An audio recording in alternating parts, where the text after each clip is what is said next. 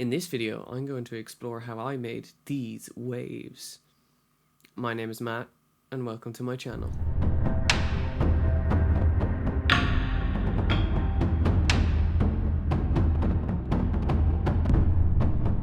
So, unsurprisingly to start, I need some reference images, and going for dramatic waves, what did I Google? Dramatic waves.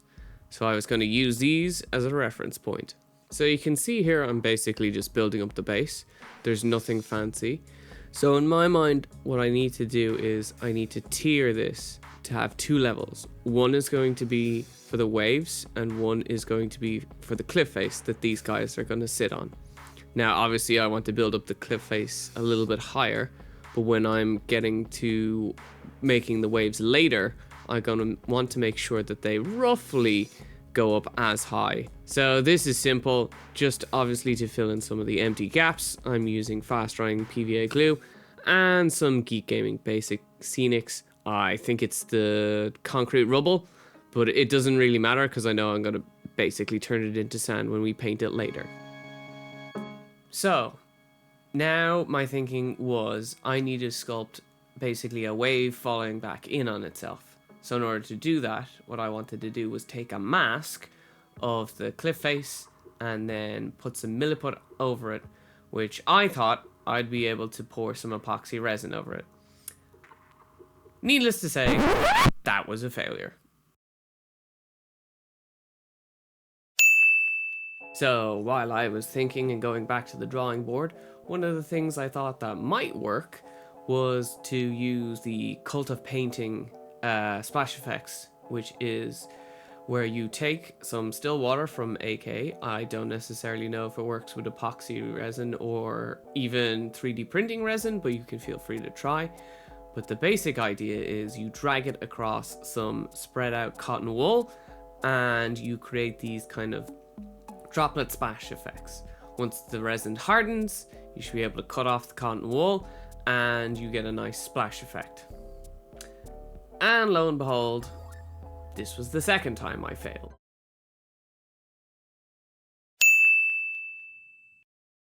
So off camera, once I had everything built up, basically the obvious thing is to paint the base. So if you want to get an idea of how I painted the sandy part, just basically any kind of brownish paint you have, you can use as sand.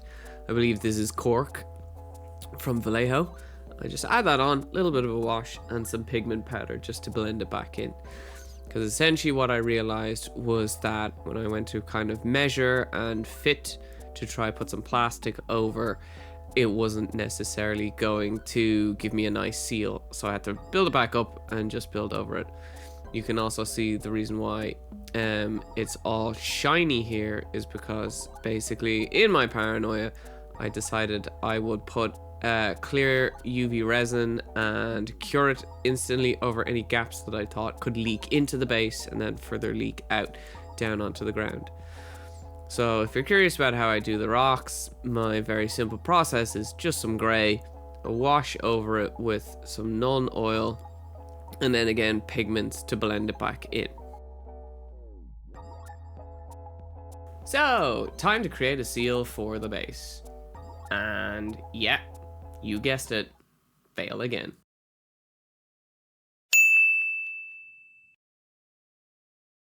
So what I noticed was that the lip of the base kind of overhung a little bit, so I wasn't getting the plastic flush up to the base.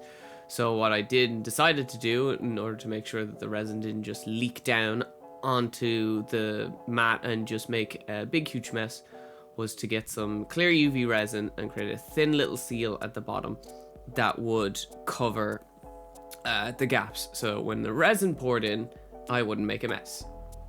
So with the seal created, it's time to pour the resin in. I mix up a batch beforehand and just dye it so that I get a nice little blue tint with the epoxy resin. And then obviously I block the recording with my hand because I'm smart like that.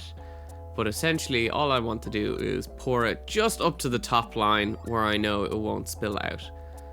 And then what I did to check was I turned the lights off so that I could see if there were any gaps or if it was spilling down.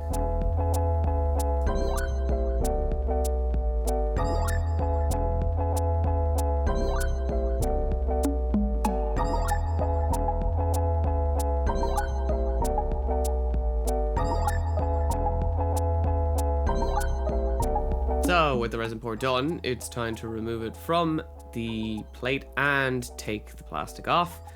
There was only one minor little spill out, so I guess we do have to ding the failure counter. And that, it turned out pretty good. Let's ding the failure counter again. So what I realized, as I had feared, was because there was an overhang, basically I was left with kind of a janky, not a completely smooth kind of fit at the bottom. So what I decided to do was sand it down as much as I could and basically paint a little bit of blue to kind of give the illusion of the bottom of the ocean, and that was that. Now it's time to make our more dramatic waves. I use Luke from Geek Gaming Scenics, old video on how to make dramatic waves using kind of silicone caulking and some isopropyl alcohol. And you can see here, I'm mixing it. Happening was actually a bit flew off into my eye. Don't mess around with chemicals in your eyeballs. Wear protection. Not joking.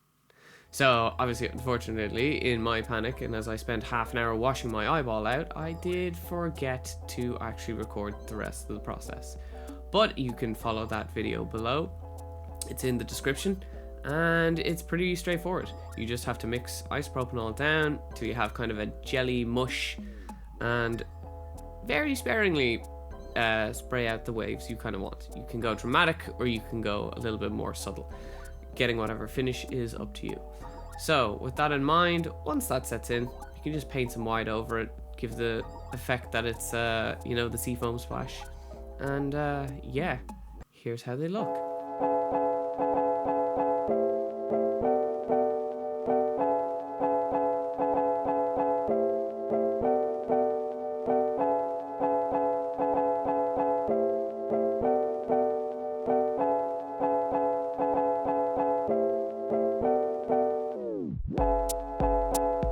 So thanks for watching. Don't forget, like, share, comment and subscribe.